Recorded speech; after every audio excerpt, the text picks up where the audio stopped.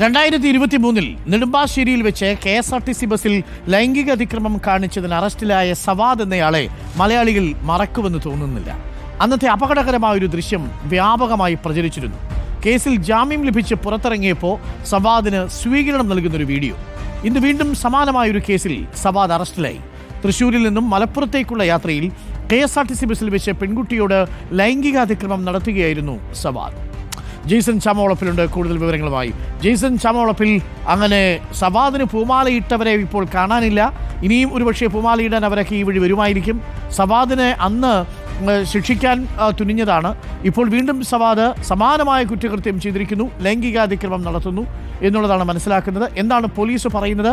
എങ്ങനെയാണ് ഇയാൾ വീണ്ടും പിടിയിലാകുന്നത്? ജെയ്സൺ.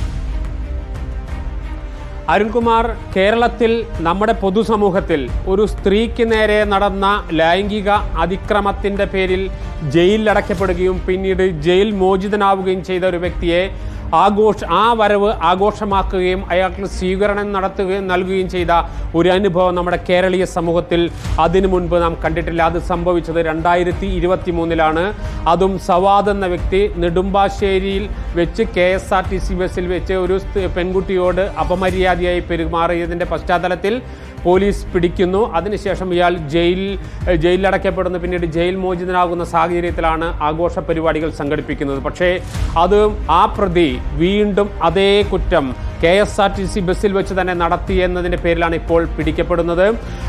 ഒരിക്കൽ പോലും നമ്മുടെ പൊതുസമൂഹത്തിന് അംഗീകരിക്കാൻ കഴിയാത്ത ഒരു അനുഭവം ഉണ്ടായത് 2023 പക്ഷേ 2025 അത്തരമൊരു അനുഭവം ഉണ്ടാകില്ല എന്ന് നമുക്ക് ഉറപ്പിച്ച് പറയാനാകും. കാരണം പൊതുസമൂഹത്തിന് വീണ്ടും ബോധ്യപ്പെട്ടിരിക്കുന്നു ഇയാൾ ഒരു സ്ഥിരം കുറ്റവാളിയാണെന്ന സ്ഥിതിയിലേക്ക് കാര്യങ്ങൾ എത്തിച്ചേർന്നിരിക്കുന്നു.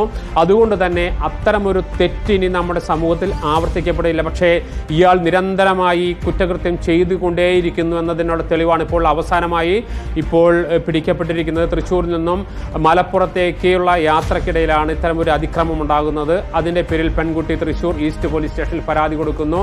തുടർന്ന് ഇയാൾ തമിഴ്നാട്ടിലേക്ക് മുങ്ങുന്നു. പിന്നീട് പോലീസ് ഇയാളെ പിടികൂടുന്നു. ഇന്ന് കോടതിയിൽ ഹാജരാക്കി ഇയാളെ റിമാൻഡ് ചെയ്തിരിക്കുന്നു. ഏതായാലും ഇത് വലിയ പാഠമാണ്.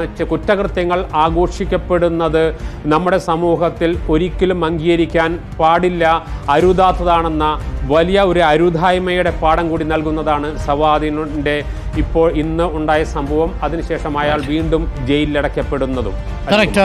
ജെയ്സൺ പറഞ്ഞതുപോലെ ഒരു കുറ്റകൃത്യത്തിനെ ആഘോഷിക്കാൻ വേണ്ടി പൂമാലയിട്ട് സ്വീകരിച്ച ചില മനുഷ്യരൊക്കെ നമ്മുടെ നാട്ടിൽ ഇപ്പോഴും ഉണ്ടല്ലോ എന്ന് ഓർക്കുമ്പോഴാണ് നമുക്കിതിൽ ലജ്ജ തോന്നുന്നത്. പ്രിയപ്പെട്ടവരെ, താരസംഘടന